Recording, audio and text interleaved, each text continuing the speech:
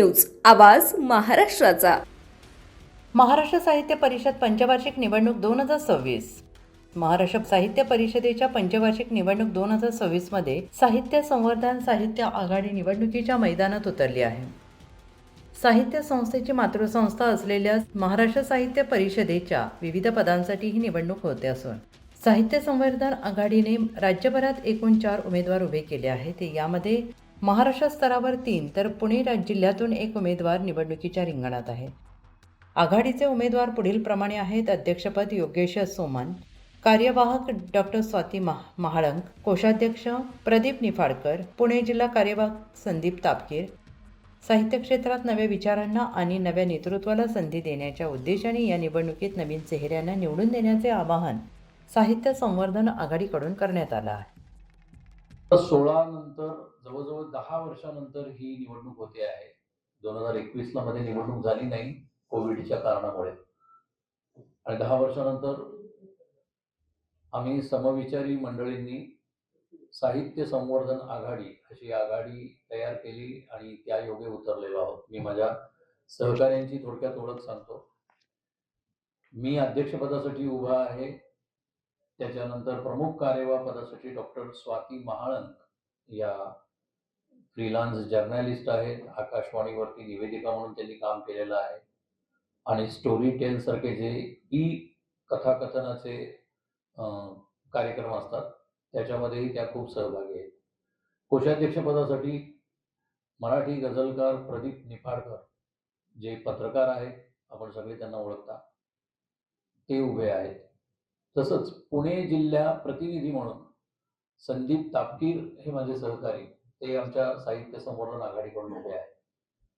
आमचा जाहीरनामा जो या निवडणुकीसाठी आम्ही साहित्य परिषदेमध्ये निवडून आल्यानंतर काय काम करू पुढील 5 वर्षासाठी, तो आपल्या सगळ्यांच्या समोर आहे. अगदी प्रमुख सांगायचं झालं तर परिषदेचा संपूर्ण कारभार हा अतिशय पारदर्शक आणि सकारात्मक पद्धतीने आम्ही करू इच्छितो.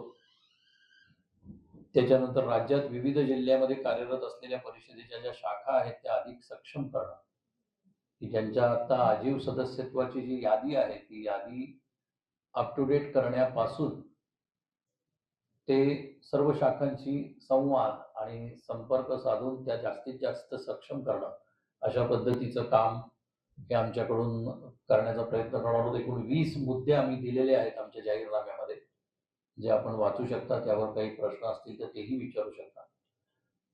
आणि आता 100वे साहित्य संमेलन हे पुण्यामध्ये होणार आहे.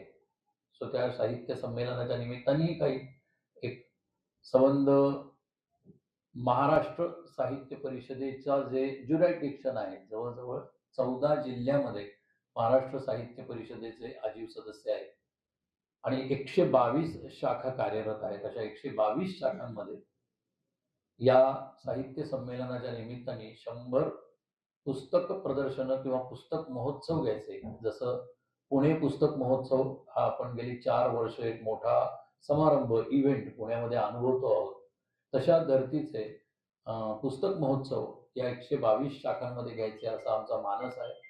त्यासाठी कोलॅबरेशन करणं, इतरांबरोबर स्पॉन्सरशिप घेऊन कार्यक्रम करणं, अशा पद्धतीचं काम या संमेलनाच्या निमित्तानं 100व्या संमेलनाचं औचित्य साधून करायचं असा आमचा प्लॅन आहे.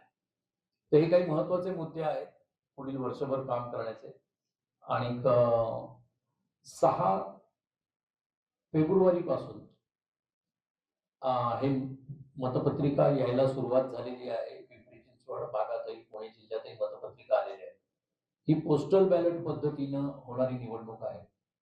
आता याच्यामध्ये वरचे पदाधिकारी जे 3 जण आहेत, म्हणजे अध्यक्ष, प्रमुख कार्यवाह आणि कोषाध्यक्ष आणि जिल्हा प्रतिनिधी, हे त्या जिल्ह्याचे तिथल्या आजीव सदस्यांच्या आकड्यानुसार त्यांची संख्या ठरवलेली आहे. तो पुणे जिल्ह्यासाठी 3 प्रतिनिधी आहेत आणि बाकी वेगवेगळ्या ह्याच्यामधूनही त्या जिल्ह्यामधून आलेले आहेत.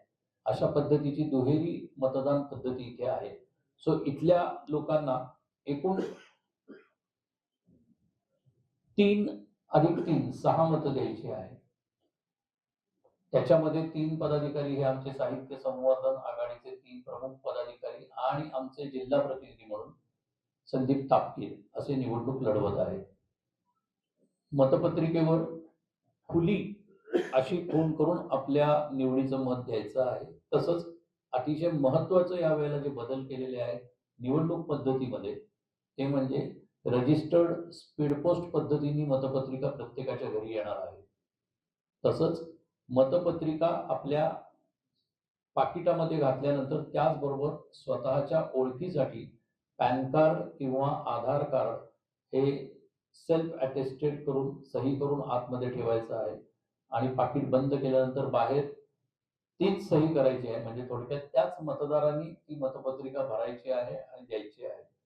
आणि 12 मार्च पर्यंत संध्याकाळी 5 वाजेस्तोवर टिळक रोडचं जे मध्यवर्ती कार्यालय आहे महाराष्ट्र साहित्य परिषदेचं तिथे ती पोस्ती करायची आहे.